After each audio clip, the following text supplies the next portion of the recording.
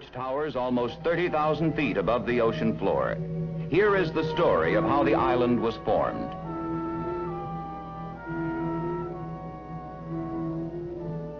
Kilauea is currently the most active and probably the youngest of the volcanoes. Many of its eruptions occur in its summit caldera, 4,000 feet above sea level.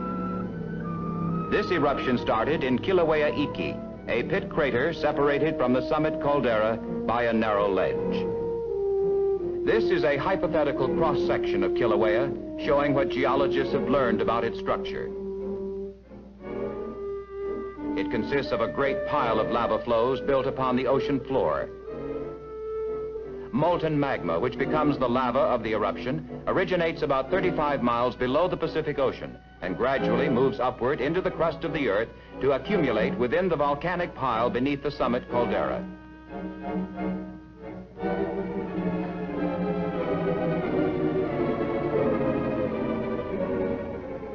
In this greatly exaggerated sketch, we see how the pressure of this newly introduced magma inflates the summit area preceding the eruption.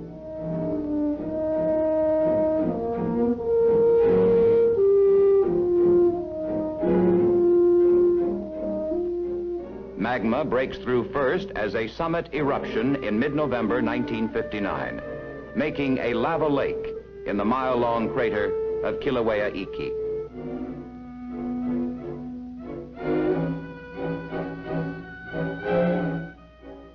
After this early phase of eruption stops in mid-December, more magma moves laterally along a rift zone, presumably connecting with underground pockets of molten material left from previous eruptions. It finally breaks through the surface as a flank eruption at Kapoho in mid-January. Startling and really brought to my attention in an email that was lengthy and well written.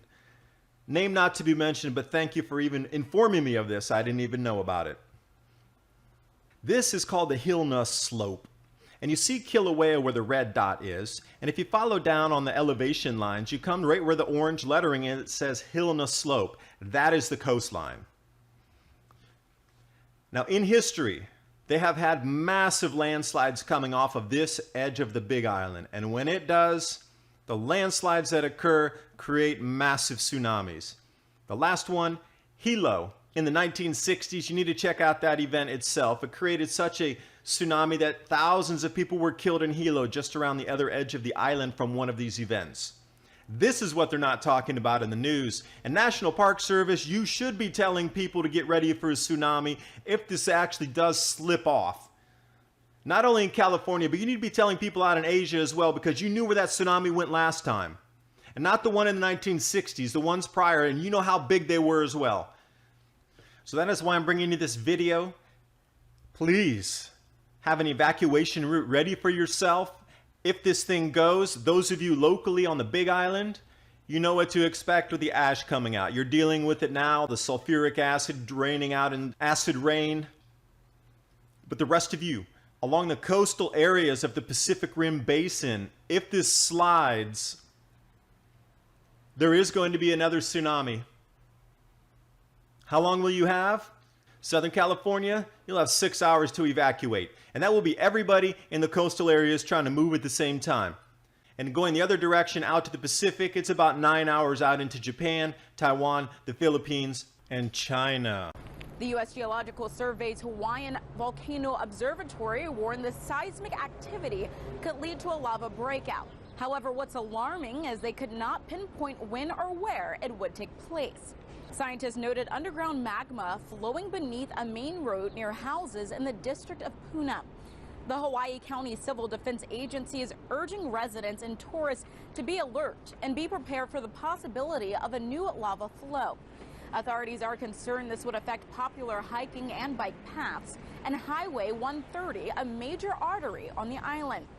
Geologists flew over the volcano in a helicopter and observed a layer of red ash covering the ground, which was caused by the crater floor collapse.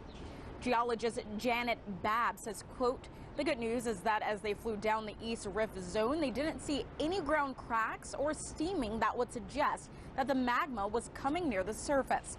The last time this volcano saw activity was in 2008, when a series of small earthquakes rattled Kilauea so much that a summit crater opened and gushed lava and rock over 75 acres of the mountain, damaging a nearby viewing point. Authorities are saying that they're going to keep a close eye on the area and are cautioning residents and tourists to remain alert. In Washington, Ashley Banks. Some of these flows reach the ocean. This great drain of magma from beneath the summit area allows the volcano to deflate. And by mid-February, the ground surface subsides as much as 5 feet. The fountaining of lava ceases, and the eruptive cycle is over. For some time prior to the eruption, a seismograph nearby registered numerous small earthquakes. Then, at 8:08 in the evening of November 14th, the earthquake ceased abruptly as the summit eruption started from a half-mile-long line of fissures halfway up the south wall of the 650-foot deep crater Kilauea. Within an hour after the outbreak, cameras were set up about a mile away to obtain these photographs of lava fountains spurting to heights of 50 feet.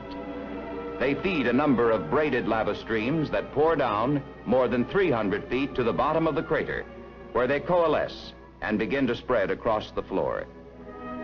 The flat, 37-acre floor of the crater, formed by lava extruded in 1868, is rapidly covered by the new lava. Sparkles of light dancing over the lava are burning trees carried along by the flows. As they move across the floor, they break through their own cooler margins, forming lobes. During the next 2 hours, the fountains increased to 100 feet high along the entire half-mile line of fissures in the crater wall. These lavas contain less than 50% silica and cool to form what are called tholeite basalts. The hottest lava is bright